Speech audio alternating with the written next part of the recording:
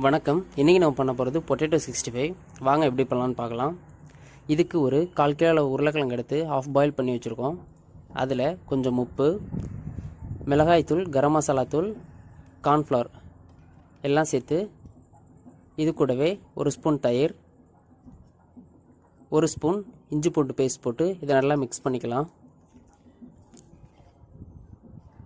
தயிர், இஞ்சி பூண்டு பேஸ்ட் இதில் இருக்க தண்ணியே போதும். பத்தலைன்னா கொஞ்சமாக தண்ணி தெளிச்சுக்கோங்க. இதை நல்லா மிக்ஸ் பண்ணிக்கணும். இதை அப்படியே ஒரு 10 நிமிஷம் விட்டுறலாம். அதன் பிறகு பொரிக்க தேவையான அளவு எண்ணெய் வச்சு, எண்ணெய் சூடானதும் இதை ஒன்றொன்னா போட்டு பொரித்து எடுத்துக்கலாம்.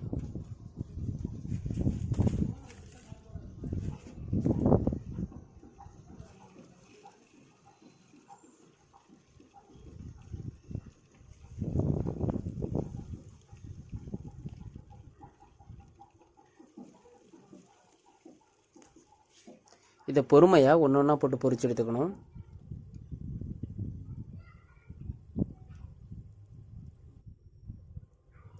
இப்போது இந்த மாதிரி பபிள்ஸ்லாம் அடங்கினதுக்கு அப்புறமா இதை நம்ம எடுத்துடலாம்.